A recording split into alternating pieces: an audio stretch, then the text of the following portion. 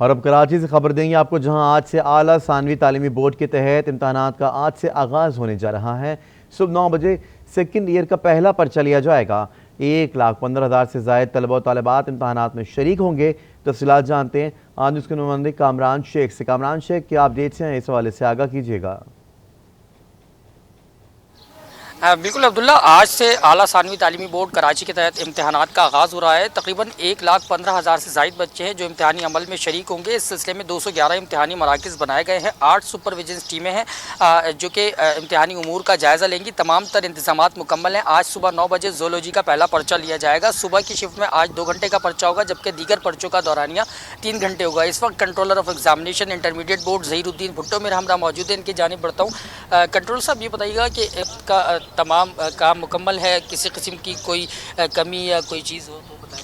हाँ जी कामरान, अल्हम्दुलिल्लाह हमारी टीम जो है ना वो पूरी रात की मुशक्क़त के बाद हमारे मुकर्रर करदा टाइम 8 बजे यहाँ से पेपर निकलने थे। वो अल्हम्दुलिल्लाह आपने ख़ुद देखा कि पूरे टाइम पे ही जो है ना वो हमारे CCO सेंटर्स पे जाना शुरू हो गए और पूरे टाइम पे ही अल्लाह खैर करेगा इंशाल्लाह वो पेपर जो है ना वो स्टार्ट हो जाएगा। ये बताइएगा कि लोड शेडिंग बहुत ज़्यादा हो रही है कि इलेक्ट्रिक को इस हवाले से खतूत भी लिखे हैं, क्या कहेंगे? और बिल्कुल कामरान, ये तो हमने खतूत लिखे हैं। ये तो अभी पता चलेगा, जैसे पेपर स्टार्ट हो रहा है तो सेंटर पे आप भी जाएंगे, ज़ाहिर है हम भी जाएंगे, तो देखेंगे जो भी सूरत हाल होगी तो वो सबके सामने होगी। और सर, नकल की रोकथाम के लिए क्या इक़दाम? सर, नकल की रोकथाम के लिए हमने CCOs की टीमें बनाई हुई हैं, विजिलेंस टीमें बनाई हुई हैं। उनकी सुपरविजन में ज़ाहिर है सेंटर की विजिलेंस होगी, तो हमारे पास इसका हल यही है।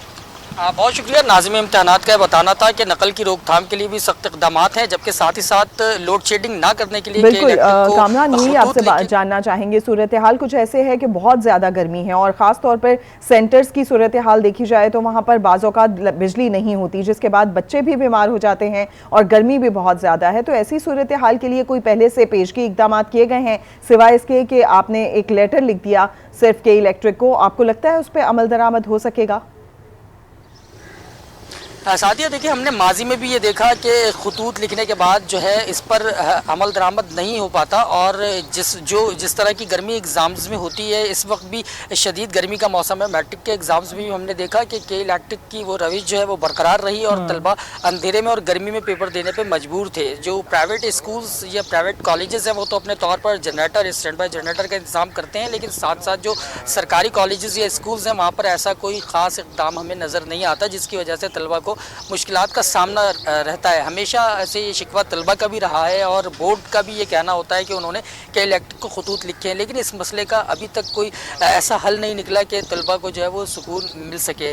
और इसके अलावा जो नकल की अगर बात की जाए तो उस हवाले से 8 सुपरविजिलेंस टीमें बनाई गई हैं। चेयरमैन इंटरमीडिएट की क़यादत में टीम काम करेगी, डायरेक्टर कॉलेजेस की और रीजनल डायरेक्टर की क़यादत में भी ये टीमें काम करेंगी। तो डायरेक्टरेट ऑफ कॉलेजेस जो है उसने भी वहाँ पर पाबंद किया है कॉलेजेस को। अच्छा, सेंटर्स के लिए तो हमने देखा कि आपने कहा कि मुख्तलिफ टीमें तश्कील दे दी गई हैं जो कि नकल की रोकथाम के लिए काम करेंगी, लेकिन इससे पहले जब हमने मैट्रिक बोर्ड के पेपर्स हुए थे तो ये देखा था कि टाइम से पहले ही पेपर्स लीक हो गए थे। यानी कि ऑनलाइन चीटिंग जो है इसको किस तरीके से कंट्रोल किया जा सकता है, इसके लिए किसी किस्म के इक़दाम?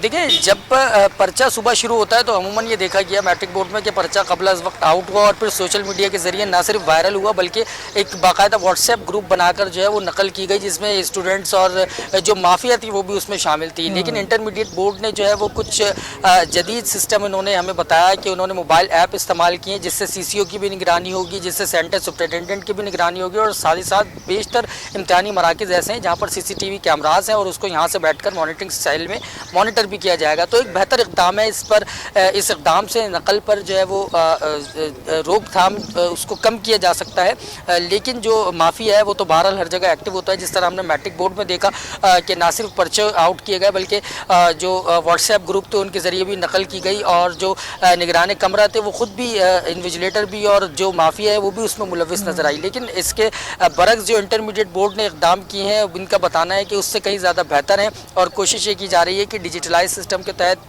कैमरास को मॉनिटरिंग सेल में किया जाए, CCOs की निगरानी की जाए, सेंटर सुपरिटेंडेंट की निगरानी की जाए ताकि नकल की रोकथाम पर नकल पर काबू पाया जा सके। ठीक है कामरान शेख, आपने तफसीली तौर पर अपडेट किया, शुक्रिया आपका।